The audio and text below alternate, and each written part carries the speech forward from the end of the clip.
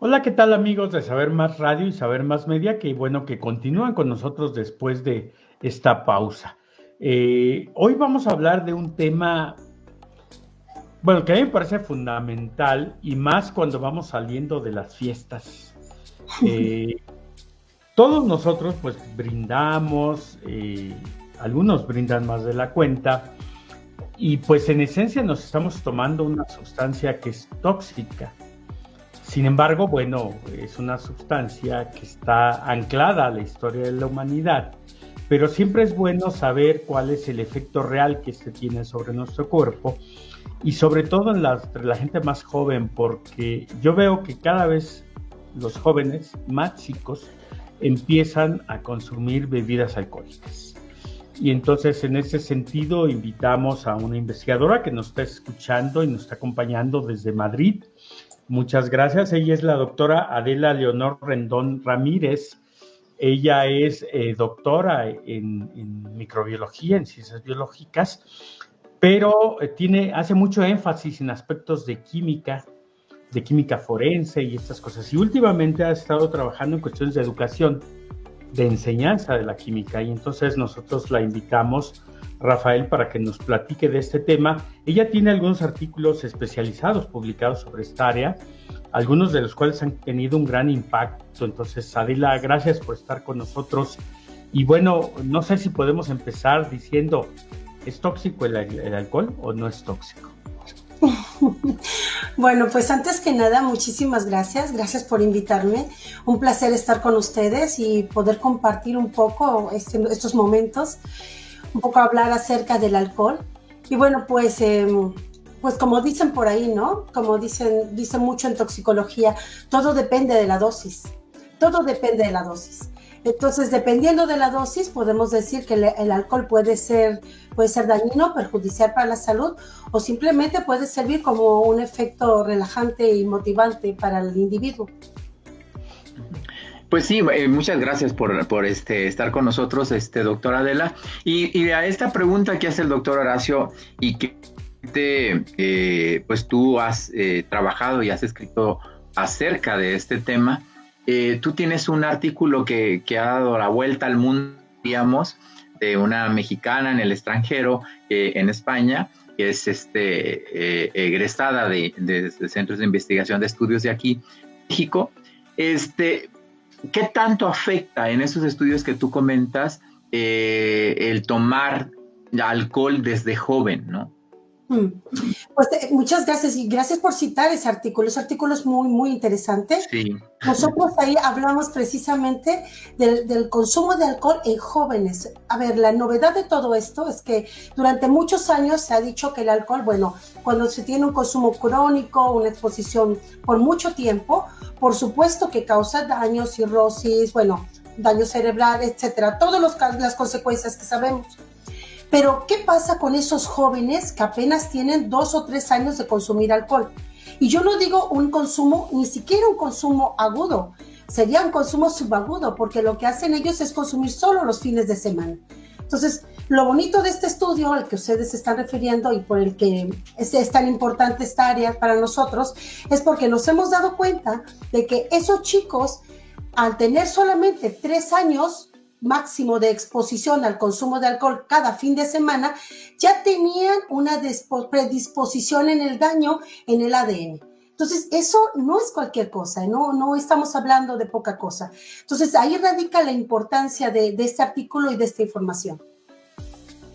Sí, oye, fíjate, cuando uno, creo que a todos nos ha pasado, desafortunadamente, pues a veces se nos han pasado las cucharadas.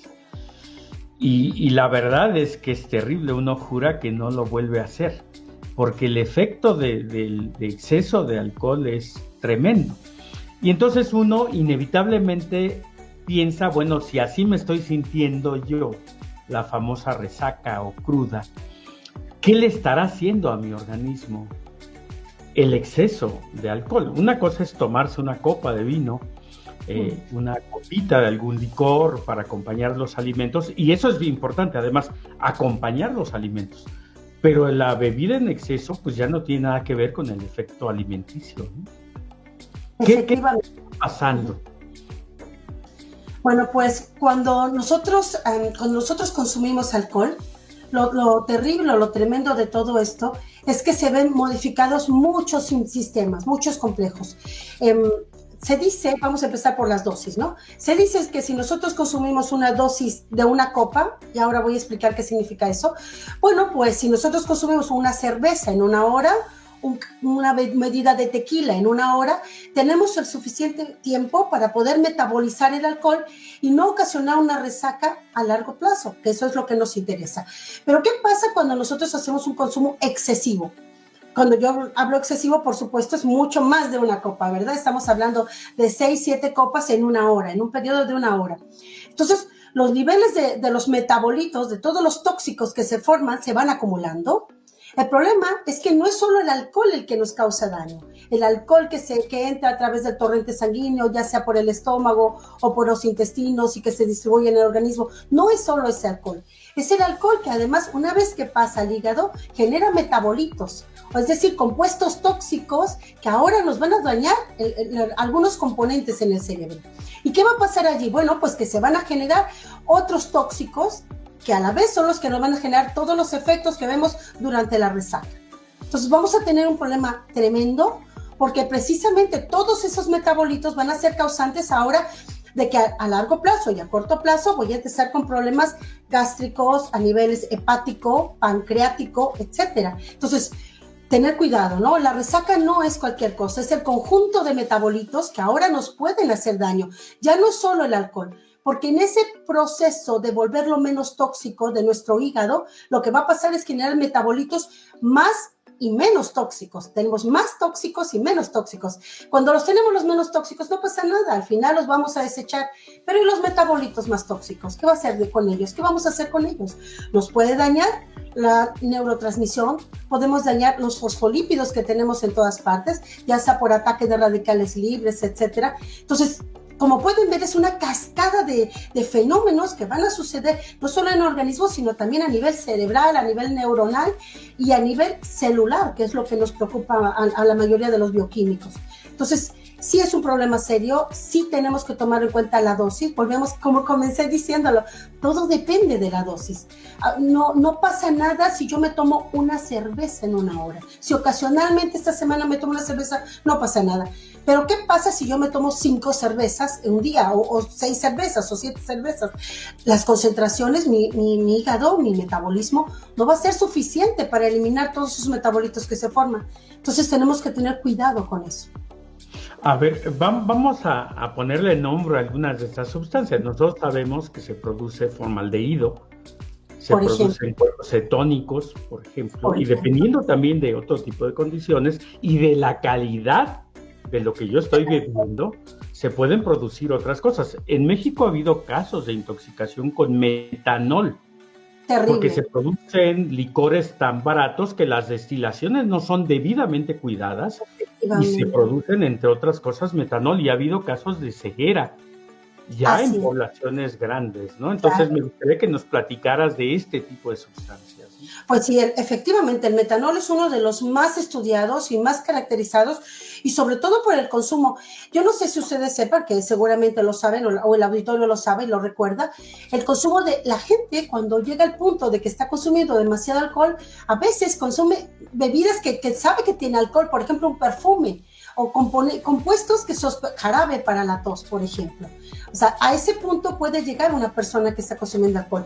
Y efectivamente, el metanol, como es una molécula tan pequeña, que puede traspasar fácilmente la membrana celular, y no solamente puede dañar, es que puede disrumpir no solo el nervio óptico, puede traspasar todas las membranas. Y cuando digo todas las membranas, al introducirse dentro de la membrana, como bien lo sabemos, pues va a generar, es el inductor perfecto de los radicales libres dentro. Entonces hay una disrupción de los ácidos grasos saturados, poliinsaturados, todo aquello, sobre todo los poliinsaturados, como sabemos, van a atacarlos, va a atacar aquello y se van a generar especies reactivas de oxígeno por todos lados. Esa era la propuesta que nosotros hacíamos precisamente con los chicos, el suponer que se generaban tantas especies reactivas de oxígeno que no se esperaba eso. O sea, nosotros esperamos que los jóvenes tengan sus sistemas, sus mecanismos antioxidantes sean completamente eficientes y que no teníamos ese problema de estrés oxidativo. La sorpresa es cuando vemos todos estos metabolitos que acaba de mencionar, y precisamente que son capaces de generar e inducir la generación de radicales libres, y vemos el incremento radical superóxido, el incremento de peróxido de hidrógeno, el incremento de radicales que nosotros nunca esperaríamos en chicos con consumo de 3 años. Y ver cómo las enzimas se encuentran incrementadas como un proceso, un mecanismo compensatorio ante tal daño. Entonces sí, es un fenómeno muy interesante el revisarlo a los jóvenes y tener muy en cuenta, ¿no? O sea, cuidado con las especies reactivas que se están formando y se están generando a partir del consumo de alcohol elevado. Pues muy bien explicado esta parte. Ojalá que nuestros oyentes, nuestros amigos de Saber Más, realmente, sobre todo los jóvenes, que pues se hace fácil tomar de más, ¿no? El problema está en la dosis, ¿no? Como en muchos de los casos, pero sabiendo este tipo de resultados de las investigaciones, pues muy importante también para tomar medidas. Como última pregunta en esta entrevista para Saber Más Radio, si nos podrías decir, doctora, ¿cuáles serían entonces medidas muy importantes que a raíz de esto se podrían aconsejar a los jóvenes? Yo creo que, yo siempre lo he dicho y siempre me lo han preguntado, ¿y usted cuál cree que sería la mejor manera, cuando me han preguntado aquí, cuál cree que sería la mejor manera de evitar que los chicos consuman tanto alcohol? Y yo siempre les digo, yo creo que la mejor manera es la información. Yo sé que parece una tontería, parece un eslogan, pero no es cierto. O sea, nosotros también fuimos jóvenes. Y si a nosotros nos hubieran explicado, mira, te va a pasar esto, bioquímicamente sucede esto, se incrementa esto, pues seguramente no lo hubiéramos hecho. Y si lo hubiéramos hecho, hubiéramos estado pensando, tengo que consumir solo una copa, porque si me paso, esto va a ser peor, ¿no? No éramos tontos, así es que ¿por qué pensamos que los jóvenes son tontos? No lo son.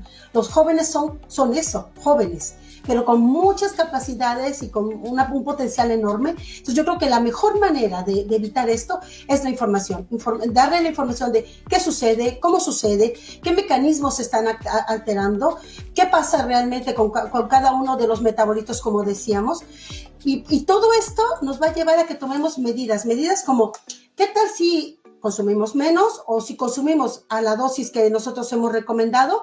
¿Qué tal si tomamos antioxidantes? Que no pasa nada tomarlos, de vez en cuando podemos ir o alimentos que tienen antioxidantes, que no pasa nada por tomarlos. Que vamos a mejorar nuestra dieta, pues también nos favorece a todos tener una dieta más rica en antioxidantes. Igual ya hasta nos envejecemos menos, ¿no? Corremos ese riesgo. Entonces, yo creo que todas esas son medidas que se pueden tomar y que se pueden seguir, pero sobre todo la información, ¿no? Yo creo que es lo más importante. Muy bien, vamos a despedir el programa, amigos de Saber Más Radio. Gracias por estar con nosotros. Escúchenos la semana próxima. Y para los amigos de Saber Más Media, continuamos. Espérenos un momentito. Continuamos.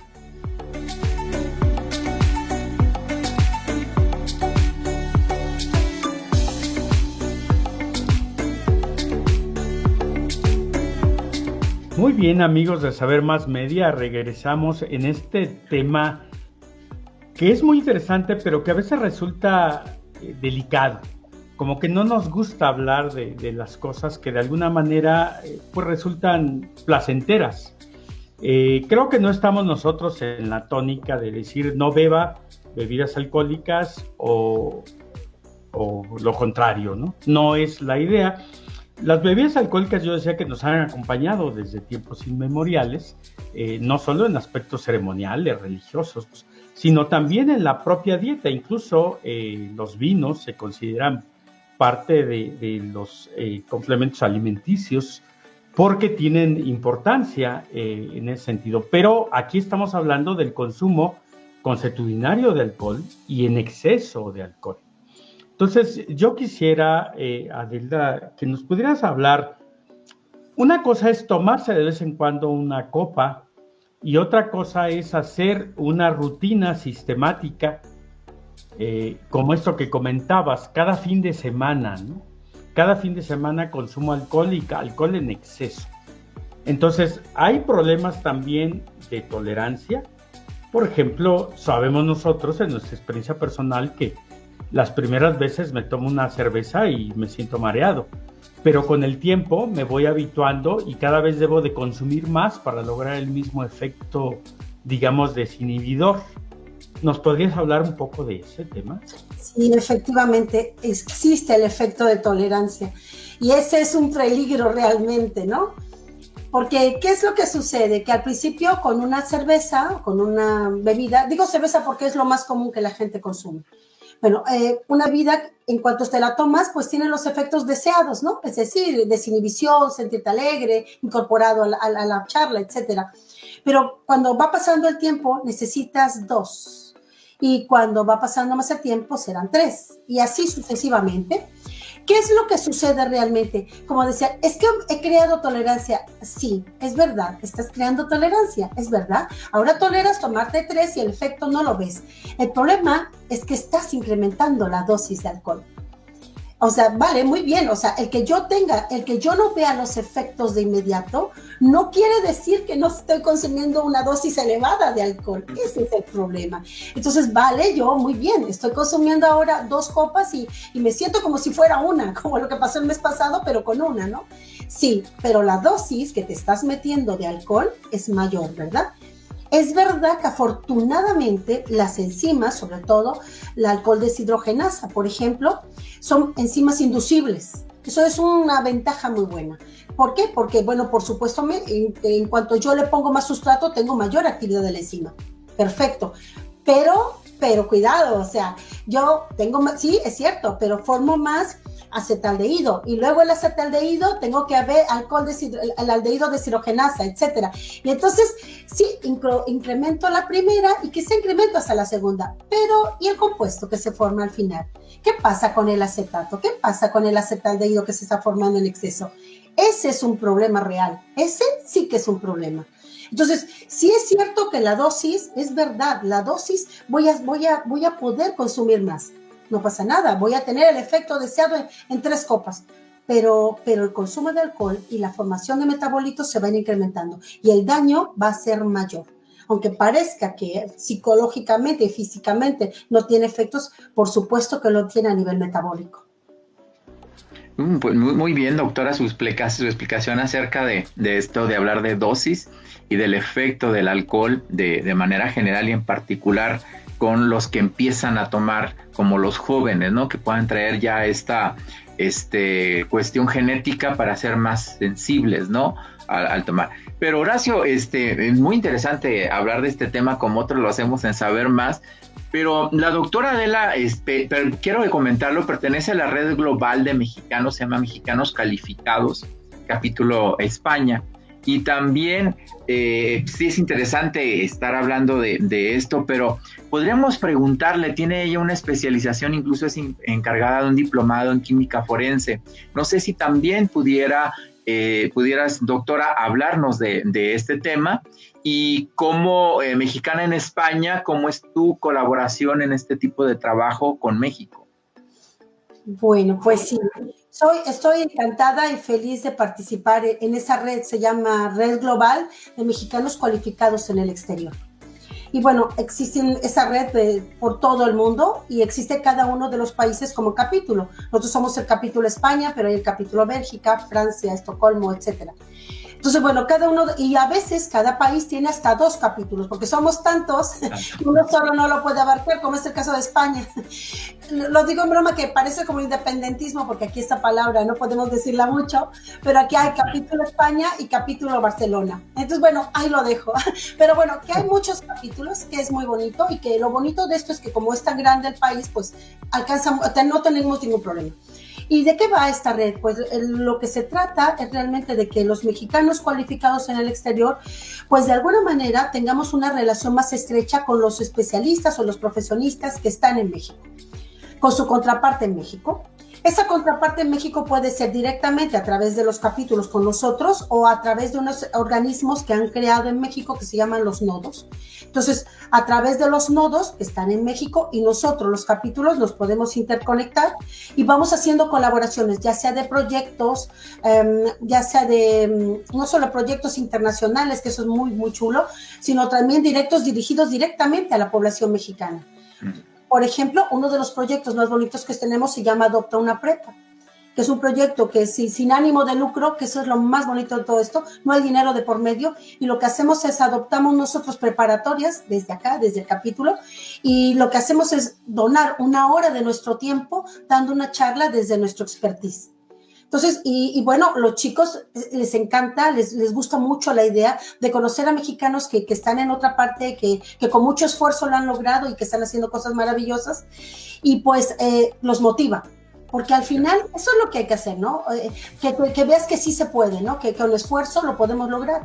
Entonces, ese es como el objetivo más importante. Las relaciones no solamente académicas, porque es la que a mí me encanta y me interesa más, pero también hay empresariales, a nivel de divulgación ¿qué más? Del arte. Mujer MX, por ejemplo, que es otro capítulo, emprendedurismo, bueno, en fin, que hay muchas cosas que se están haciendo con México y con los mexicanos cualificados en el exterior. Entonces, bueno, eso es por esa parte. Por otra parte, yo me siento muy orgullosa de pertenecer a la Sociedad Mexicana Forense, donde, bueno, yo soy la directora del diplomado en perito químico forense. Y bueno, pues es una experiencia maravillosa. Yo les digo que para mí ha sido lo más bonito que me ha pasado, porque es como aterrizar en la realidad todos los conocimientos que tenemos desde la ciencia básica. Yo soy bioquímica y desde la bioquímica pues se ve diferente las cosas, y más sobre todo de bioquímica básica, ¿no? Yo muchos años he trabajado en lípidos de membrana, en estrés oxidativo y todos estos, proteínas de membrana, etcétera. Y entonces aterrizarlo, y cuando empiezas a aterrizarlo a través de una materia como la química forense, entonces te da como las herramientas, ¿no? Te das cuenta que tienes un montón de técnicas, un montón de mecanismos, un montón de cosas que lo puedes aplicar y que se puede ver, ¿no? En tiempo real, ¿no? Yo les decía, tan fácil como el HPLC, ¿no? Que tantas veces lo hemos utilizado nosotros, la cromatografía. Y pues aplicada ya cuando vas a la química forense y te llega una muestra y tienes que procesarla para ver, oye, ¿y esto es cocaína pura realmente? Vamos a ver los metabolitos que tiene, qué tipo de compuestos está formada. Entonces es como muy interesante y muy aterrizado ya en los fenómenos sociales que están sucediendo. Sí, algo muy interesante de todo esto que comentas es que nosotros tenemos la idea del científico como alguien que sabe todo. Es decir, un poco la idea que nos formamos a través de figuras clásicas como Leonardo da Vinci, ¿no? Incluso el mismo Newton, que también trabajaba en cosas de alquimia, cuestiones filosóficas, teológicas sobre todo, además de las cuestiones matemáticas y físicas. Sin embargo, a medida que el conocimiento aumenta, pues es casi imposible que una sola persona pueda reunir todo el conocimiento y más de áreas tan complejas. Entonces nosotros vemos cómo en un campo particular, por ejemplo, los asuntos forenses, están involucrados aspectos químicos, clínicos, anatómicos, incluso económicos, contables y demás. Es decir, hay una cantidad tremenda de profesionales que tienen que rodear un problema para intentar resolverlo. Y esto lo pongo en ejemplo en el área que te interesa, pero en realidad se repite en todos lados, ¿no? En este momento pensar en una vacuna que hace un solo profesional, pues es imposible. El COVID nos está demostrando que si no hay uniones de diferentes enfoques, no vamos a llegar a nada, ¿no? Entonces, esto es bien interesante. Me imagino que mexicanos hay en todas las áreas posibles en España, ¿no? Trabajando. Sí, afortunadamente, sí. Tenemos en todas las áreas. En economía, en administración, en arte. Hay gente muy, muy brillante. Pianistas, escritores. Sí, hay gente muy brillante en todas las áreas. Yo creo que es eso que acabas de decir es muy interesante, porque yo creo que en este mundo en el que estamos, hay que ser multidisciplinario y hay que aprender a trabajar con eso. O sea, no podemos. Y es cierto lo que dijiste. Estamos acostumbrados a ese científico, pero esos señores eran sabios. Empezamos por allí. Vamos a empezar por ahí. No todos somos sabios. Algunos simplemente nos encantaba la ciencia y nos dedicamos a esto, ¿no? Entonces, tenemos que ir aterrizando. Yo creo que soy una experta o trabajo en mi área y trato de hacer lo mejor que pueda. Pero eso no quiere decir que puedo dominar todas las áreas del mundo, ¿verdad? Y ahora, y lo que tú dijiste también es cierto.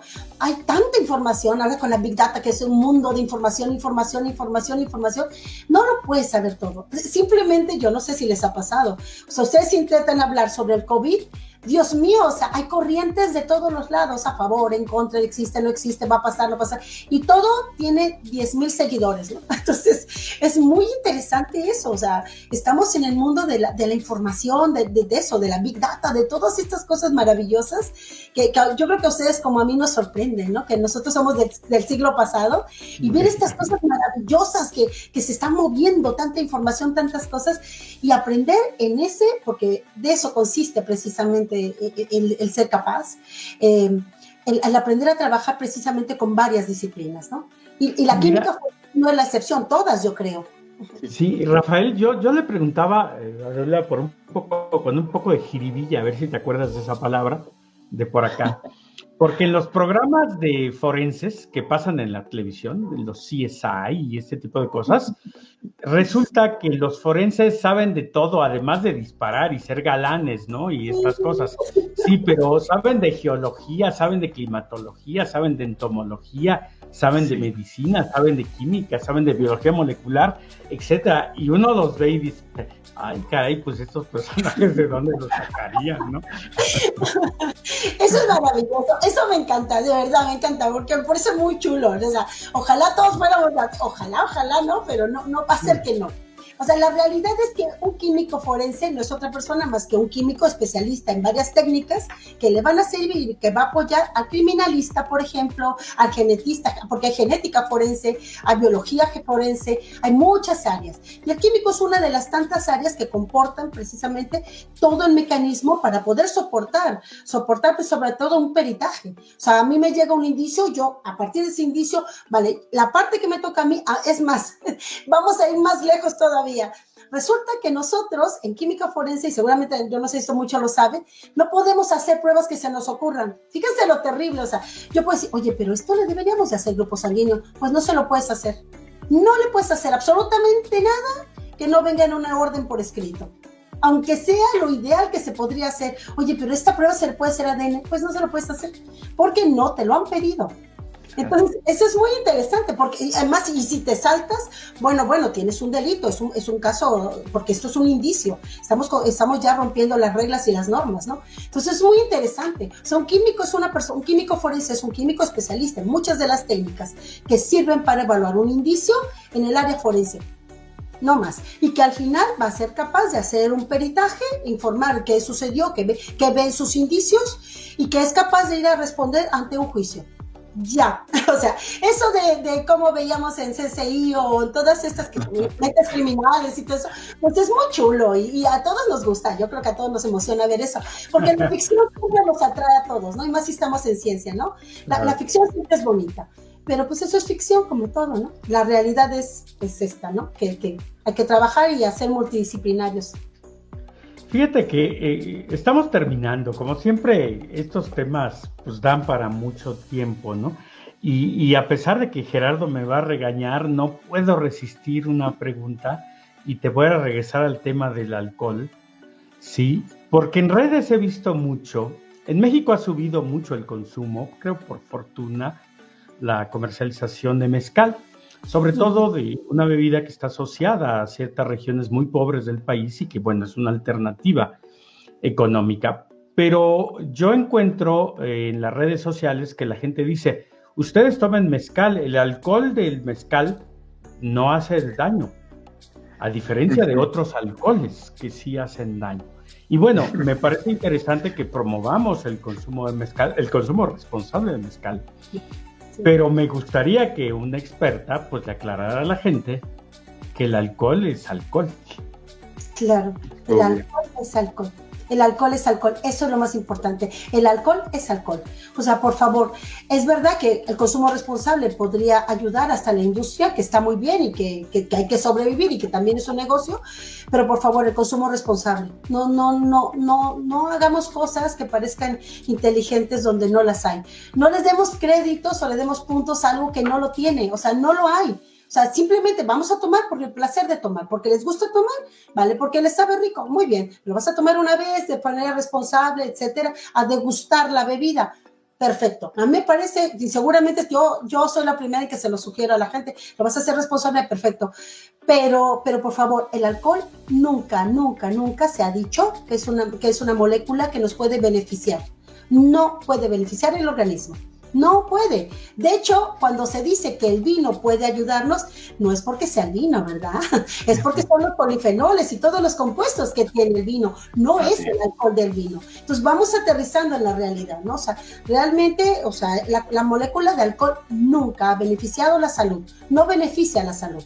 Una cosa son los componentes que vayan acompañándolo, que podría tener algún efecto antioxidante y que se ha demostrado que sí puede tener a ciertas dosis y bajo ciertas características.